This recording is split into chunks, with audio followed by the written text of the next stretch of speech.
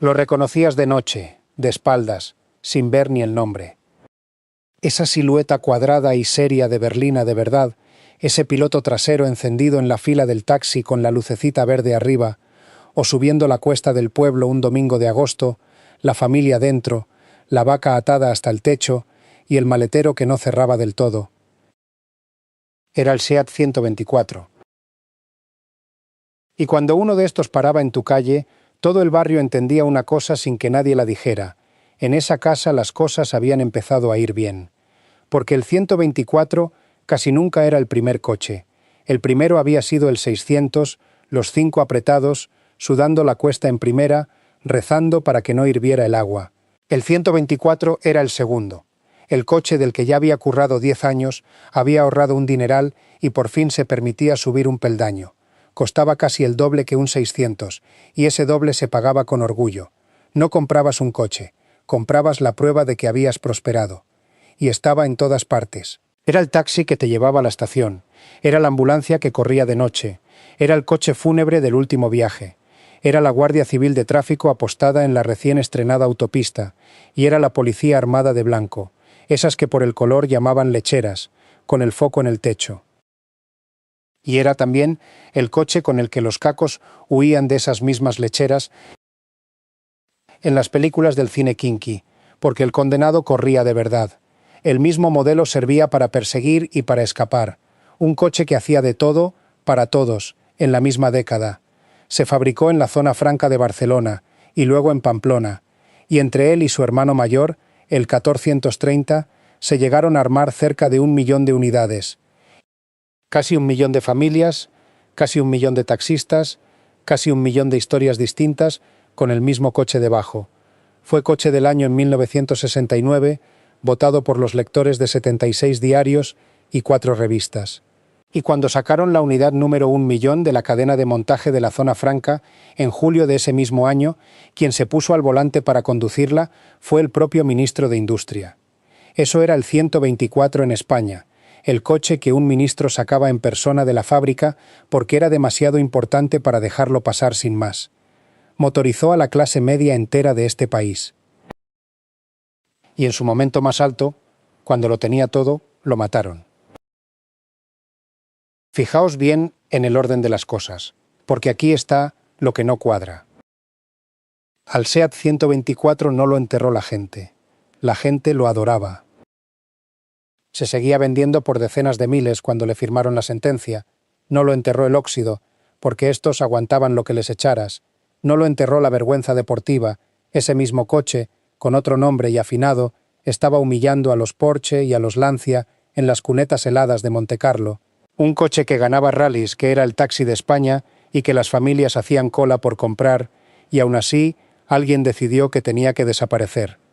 Recuerda suscribirte para poder seguir trayéndote análisis de nuestros coches más nostálgicos en España y deja en comentario cuál quieres que sea el siguiente. ¿Por qué se retira un coche que lo está ganando todo?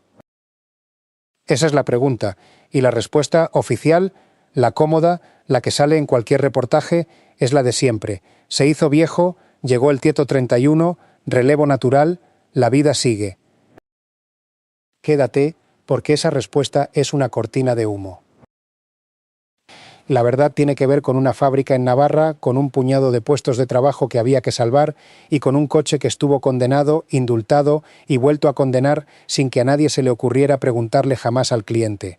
El 124 no murió por hacerlo mal, murió por hacerlo demasiado bien, en el sitio equivocado y en el momento equivocado. Y para entender esa jugada fría hay que volver al principio, al día en que este coche llegó para cambiarle la vida a media España. Todo eso en un solo coche.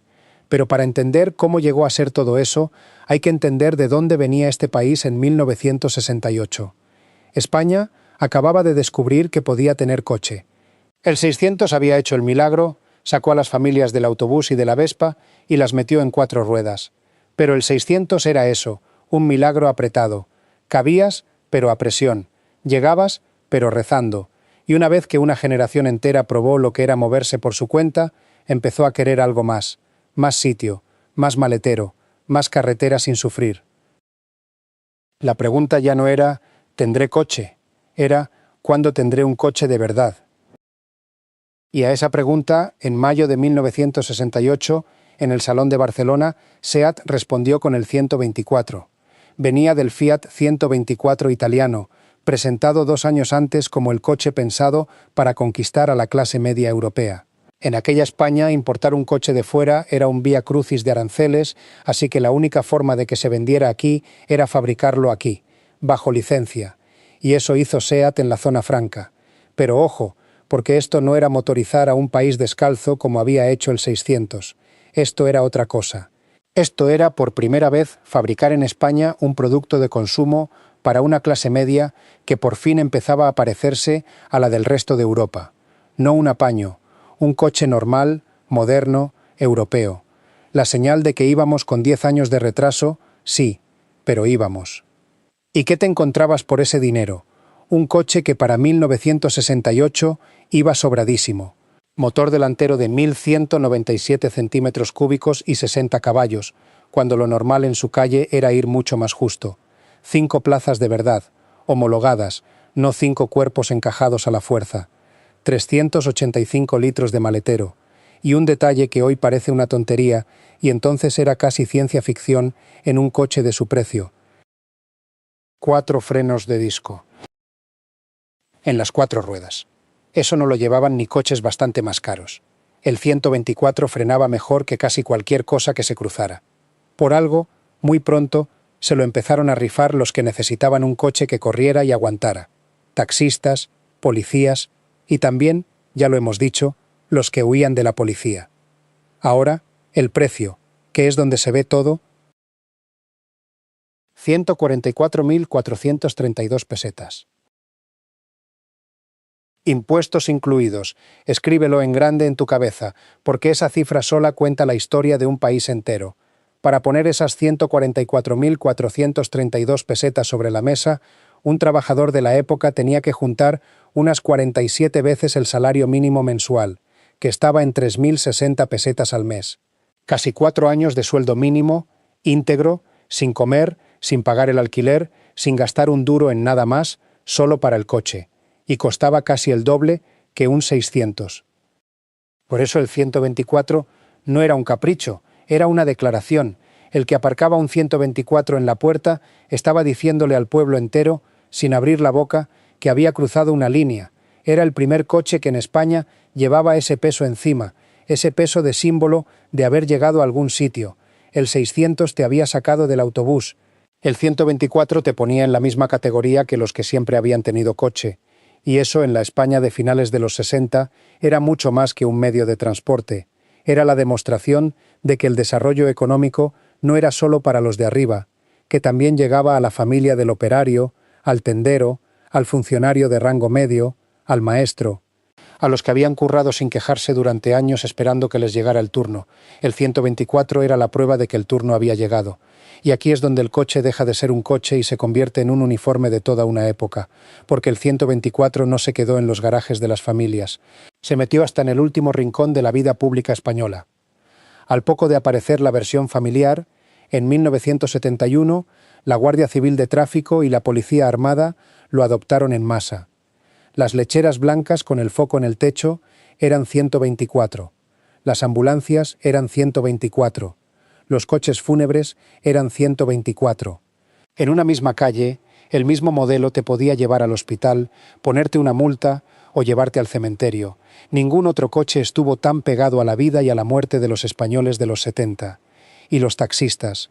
No hay que olvidar a los taxistas, porque ellos fueron quizá los que mejor entendieron lo que era este coche de verdad. Para un taxista, el coche no es un capricho, es la herramienta con la que come. Tiene que arrancar de mañana con frío, aguantar paradas y arrancadas todo el día, cargar pasajeros con maletas, rodar por adoquines, por asfalto remendado, por las rampas de los aparcamientos y por las cunetas de las carreteras de provincia. Y tiene que durar. No 1 o 2 años. Tiene que durar lo que tarde en amortizarse, que en un taxi son muchos años y muchos kilómetros. El 124 lo hizo.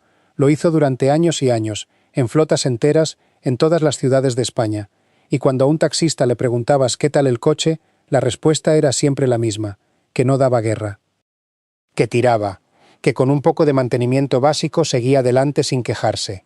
Eso, Para quien vive de conducir, lo es todo. Pero fíjate en un detalle, porque es la primera pieza que no encaja del todo. Cuando el 124 estaba en lo más alto, vendiéndose a espuertas y colándose en cada estampa del país, SEAT ya tenía preparado a su verdugo. Un coche más grande, más caro, con más margen, todavía no había salido de fábrica y ya estaba pensado para empujar al 124 a un lado. ¿Cómo se retira a un campeón que aún está ganando? Despacio, y sin que se note. Y para hacerlo, SEAT necesitaba antes que el 124 le resolviera un problema muy concreto, muy incómodo, que se le había plantado en el mapa, una fábrica entera, en Navarra, que se había quedado sin coche que fabricar. Y es que había una razón por la que el 124 estaba en todas partes. Era casi imposible de matar. Pregúntale a cualquiera que tuviera uno. Mecánica sencilla, de la que se entendía abriendo el capó, de la que se arreglaba en el taller del pueblo con 2 llaves y una tarde. Propulsión trasera, eje rígido detrás, motor longitudinal delante. Nada de electrónica, nada de misterios. Cargabas atrás lo que hiciera falta, arrancabas con frío o con calor, tirabas 500 kilómetros de tirón por carreteras que hoy darían miedo, y el coche seguía. Y seguía. Y seguía. Estos coches no envejecían, cambiaban de dueño, del padre pasaban al hijo, del hijo al aprendiz del taller, y del aprendiz a un desguace del que salían piezas eternas para mantener vivos a otros 10. Todavía hoy, el club español de estos coches es el club de clásicos más grande del país, con miles de socios. A un 124 no lo jubilaba el kilometraje. Lo jubilaban las ganas de su dueño, y pocas veces le llegaban. Pero antes de contarte lo que hicieron con él, fíjate en lo que era capaz de hacer. Porque solo entendiendo eso entenderás lo injusto y lo calculado de lo que viene. Y lo que era capaz de hacer este coche, cuando le daban la oportunidad, no lo verías venir si te dijera que hablamos del taxi que aparcaba en tu calle. Necesitas ver lo que pasó en enero de 1977. Necesitas ver la nieve.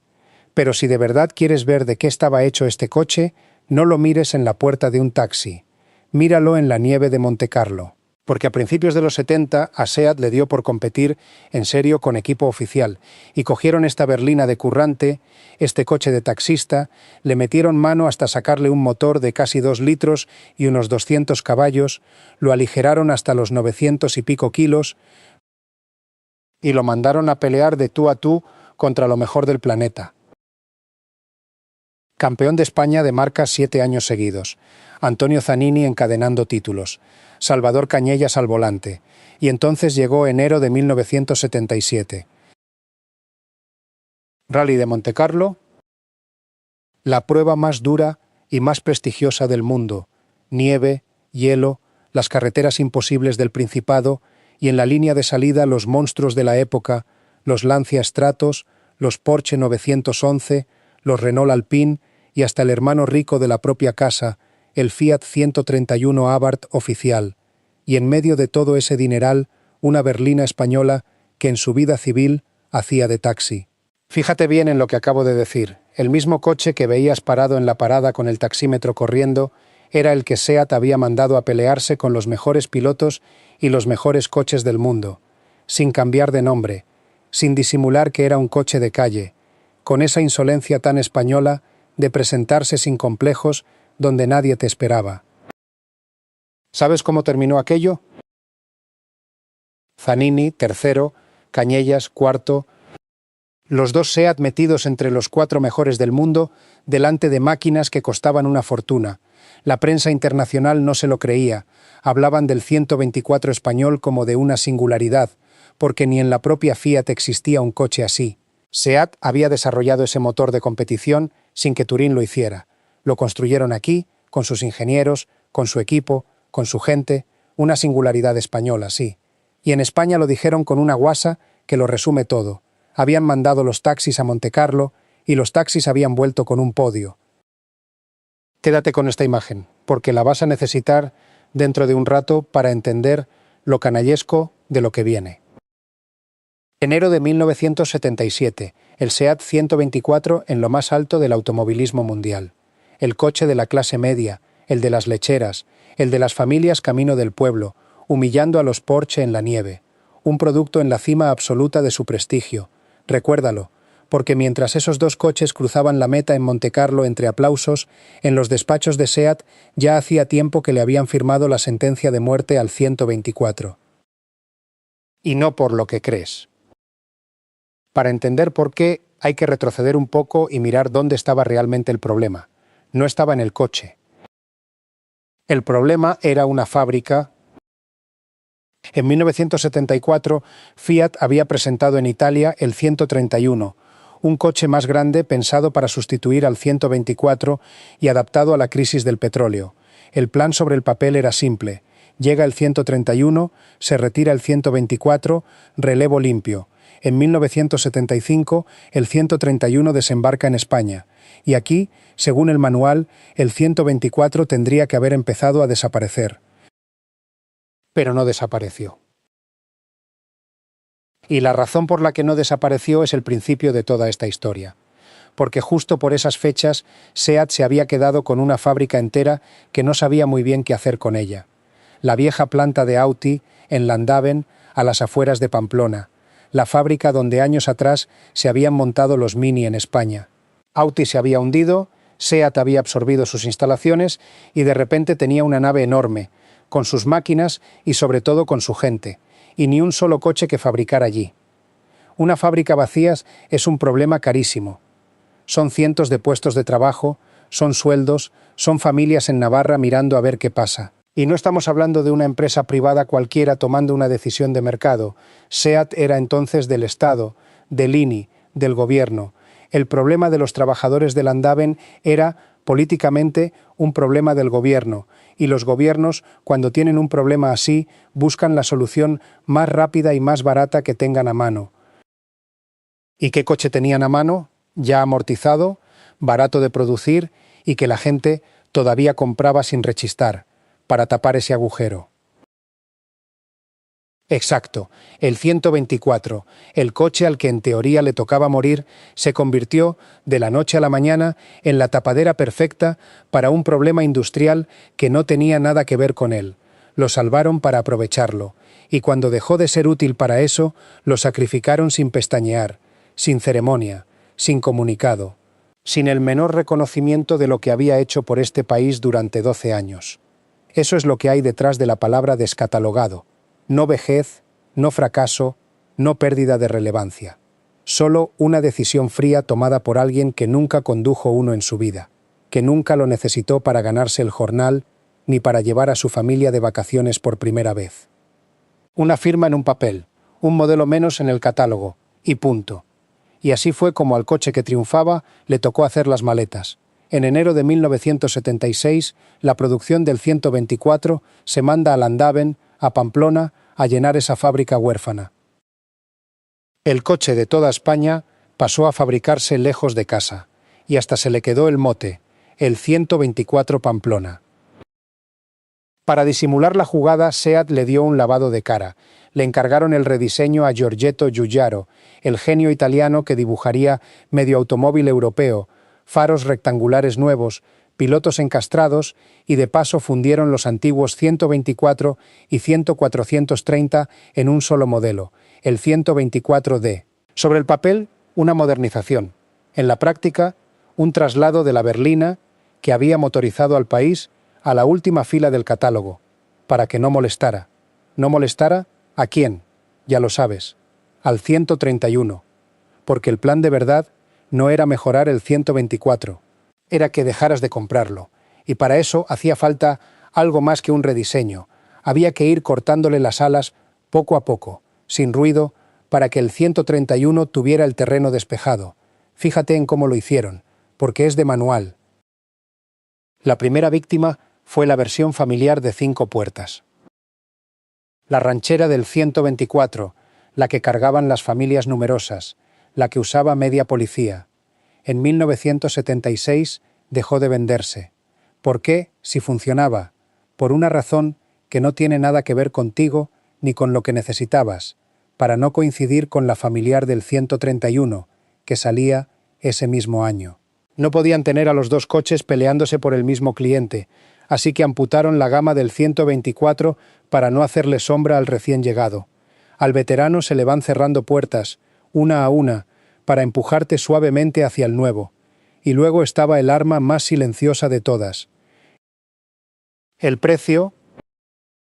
Aquí es donde hay que fijarse de verdad, porque es la jugada más fina. A un coche no hace falta prohibirlo para matarlo. Basta con ir subiéndole el precio hasta que comprarlo deje de tener sentido. Y eso es exactamente lo que pasó. El 124D del final, ya viejo, con menos equipamiento y menos confort que sus rivales, acabó costando casi lo mismo que un Seat 131 Super Mirafiori 1600, o que un Renault 18 de la época. Piénsalo un segundo. Si por casi el mismo dinero puedes llevarte un coche nuevo, más grande, más moderno y con mejor nombre, ¿quién en su sano juicio se compra el viejo? Nadie, y esa era justo la idea. Ni el destierro a Pamplona fue casualidad, ni la poda de la familiar fue casualidad, ni el precio pegado al del 131 fue casualidad. Era un guión. Un coche condenado desde el despacho, mantenido con respiración asistida solo mientras hiciera falta y estrangulado poco a poco para que su muerte pareciera natural. Retirar al campeón despacio para que cuando cayera nadie dijera que lo habían empujado. Y así lo hicieron durante 5 años, sin una sola declaración pública, sin un solo comunicado que dijera el 124 ha muerto. Solo pequeñas decisiones administrativas, una detrás de otra, cada una con su justificación razonable, cada una empujando un poco más al viejo hacia la salida, que pareciera que se murió de viejo. Que nadie pudiera señalar el momento exacto. Que pareciera que fue la vida, y no ellos. Y lo consiguieron durante décadas, hasta que alguien se pone a juntar las fechas, y las fábricas, y los modelos, y los precios, y entonces el guión aparece entero, con su lógica fría y su elegancia de despacho, y ya no hay forma de no verlo. Y aquí llega la pregunta que llevamos todo el vídeo rondando, la única que importa. Si el 124 se seguía vendiendo, si ganaba rallies, si era el taxi de España y aguantaba lo que le echaras, ¿por qué no lo dejaron vivir? ¿Por qué tanto empeño en enterrar a un coche que a nadie le estorbaba salvo a su propio fabricante? La respuesta oficial ya la conoces. Se hizo viejo, llegó el relevo, la vida sigue. Y esa respuesta es mentira. La verdad es más fría, y tiene una fecha exacta, 1980. Ese es el año en que se acaba la farsa. Quédate, porque lo que decidieron ese año, y por qué motivo lo decidieron, cambia por completo la forma en que vas a recordar a este coche. 1980. La fábrica de Pamplona lleva 4 años montando el 124, tapando el agujero, cumpliendo su función de tapadera. Pero SEAT tiene entre manos un coche nuevo, pequeño, barato de fabricar y con toda la pinta de ir a venderse como churros, el Panda. Y ese Panda necesita una cosa por encima de cualquier otra. Necesita una línea de montaje. Necesita exactamente la línea de Pamplona que estaba ocupando el 124. Y en ese momento, con esa sola necesidad encima de la mesa, se acabó la historia. El coche que había motorizado a la clase media, el que ganó Montecarlo, el taxi de España, se retiró de la producción no porque hubiera dejado de servir, sino porque su sitio en la fábrica valía más para otro. Ese es el final. No hubo una gran decisión sobre el 124, no hubo un informe que dijera «este coche ya no gusta», porque habría sido falso, y en SEAT lo sabían. Al 124 lo mató una cuenta de metros cuadrados, una línea de montaje que rendía más con otro modelo encima. La pregunta con la que abrimos ¿por qué retirar un coche que lo estaba ganando todo? Tiene esta respuesta, y es más pequeña y más fría de lo que parecía. Lo retiraron porque estorbaba en el sitio equivocado. Estuvo condenado en el 75 con la llegada del 131, indultado ese mismo año para salvar los empleos de Landaven y ejecutado en el 80 cuando un coche más rentable reclamó su línea. 3 decisiones, ninguna sobre el coche, todas sobre la fábrica. Y a lo largo de esos 5 años, en ninguna de las 3 se le preguntó jamás al cliente, al taxista, a la familia que hacía cola por comprarlo. El único al que este coche nunca le estorbó fue precisamente al que lo compraba. Fíjate en la elegancia del truco, porque es lo que lo hace tan difícil de ver. El 131 no llegó a arrebatarle el sitio al 124 a la fuerza, en una pelea limpia de mercado. Se lo fueron poniendo en bandeja durante 5 años. Le quitaron la familiar. Le pegaron el precio. Lo mandaron lejos. Y cuando por fin el 124 cayó, todo el mundo miró al 131 y pensó, claro, es que es mejor, es normal. Nadie miró a los despachos. Nadie preguntó por qué un coche que ganaba rallies había ido perdiendo, 1-1, todos los motivos para comprarlo. La mejor forma de matar a una leyenda no es de un tiro, es a base de pequeñas rendiciones que nadie firma y que sumadas parecen la vejez. Quédate, porque la historia del 124 no termina en Pamplona en 1980. Termina 20 años después, a 8.000 kilómetros de aquí, y de una forma que nadie que lo vivió en España se esperaba. Cuando SEAT cerró la persiana del 124 en España, no tiró los moldes a la chatarra, los vendió. Las matrices con las que se estampaba la carrocería del 124, el molde exacto de ese coche que acababan de enterrar, viajaron a la India, a la fábrica de Premier, por unos 1.650 millones de pesetas. Léelo otra vez. El mismo coche que en España ya no valía ni la línea de montaje que ocupaba, valía una fortuna en cuanto cruzaba una frontera. No sobraba porque fuera malo. Sobraba solo aquí, y solo porque otro necesitaba su hueco. En cuanto se lo llevaron lejos de la política industrial de SEAT, el 124 volvió a ser lo que siempre había sido, un coche que la gente quería comprar. Y en la India, ese molde español echó a rodar nada más llegar. Premier lo lanzó como el 118 NE, con la carrocería que Giugiaro había dibujado para el 124 y un motor japonés debajo, y estuvo fabricándose y vendiéndose hasta bien entrado el año 2001. Échale la cuenta. En España el 124 se dio por muerto en 1980 porque ocupaba una línea que hacía falta para otro. A más de 8.000 kilómetros, ese mismo coche, con la misma chapa, siguió naciendo nuevo durante 20 años más. El coche que aquí no valía ni su hueco en la fábrica, en Bombay valía toda una generación de taxis. No estaba viejo, nunca lo estuvo. Estaba, sencillamente, en el país equivocado para los planes de quien mandaba. Pero la India era solo el principio, porque si quieres saber de verdad cuánto valía el coche que aquí declaramos obsoleto, lo que tienes que ver es el mapa entero. Y no fue solo la India. Detente a mirarlo, porque lo que cuenta cambia todo lo que te han dicho sobre por qué tuvo que desaparecer. Esta misma mecánica, esta plataforma que aquí ya no daba más de sí, se fabricó bajo 1000 nombres por medio planeta.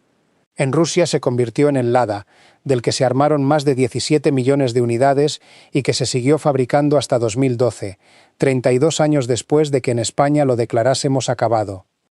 En Turquía rodó durante décadas, en Egipto, en Corea. El coche al que una cuenta de fábrica española condenó por viejo estuvo naciendo en algún rincón del mundo durante más de 40 años. Que un coche sea obsoleto nunca fue una verdad técnica, fue siempre una decisión, y la decisión cambiaba según a quién le conviniera. Por eso, la próxima vez que veas uno, míralo bien, todavía ruedan. En las concentraciones de clásicos, en el club más grande de España, en el taxi jubilado que un mecánico del pueblo restauró los domingos, en la cuneta de una carretera comarcal, aguantando lo que ya no aguanta nada. Siguen aquí tercos con esa silueta cuadrada y honrada, sobreviviendo cómodamente a los despachos, a los planes industriales y a los hombres que un día decidieron por todos nosotros que este coche ya no valía la pena. Y lo que más duele, si te paras a pensarlo, es que esos hombres que decidieron tenían razón en algo. Sabían perfectamente lo que hacían. Sabían que el 124 seguía siendo bueno, sabían que la gente lo compraba, sabían que ganaba rallies, y lo retiraron igual, porque en ese mundo, en el mundo de las fábricas y de las decisiones industriales y de los planes a 5 años, la calidad de un coche no es razón suficiente para dejarlo vivir si otro coche le puede hacer más dinero al mismo despacho. No hubo traición por ignorancia, hubo traición con plena consciencia. Y eso es lo más frío de toda la historia. Se equivocaron en una sola cosa, Creyeron que la gente lo olvidaría. El 124 no fue el coche que se hizo viejo. Fue el coche con el que una generación entera de españoles demostró que había prosperado, el que las llevó al pueblo y a la estación, el que las persiguió de blanco y las salvó de negro, el que subió a la nieve de Montecarlo a pelearse con los Porsche y bajó con un podio. Fue, de principio a fin, un coche honrado en un mundo que empezaba a dejar de serlo. No lo mató el óxido. No lo mataron las ventas. No lo mató el tiempo. Lo mató un plano de fábrica y aún así, 40 años después, sigue rodando, y los despachos que lo condenaron ya no están para verlo. Lo retiraron por un plano, la gente lo guardó por amor.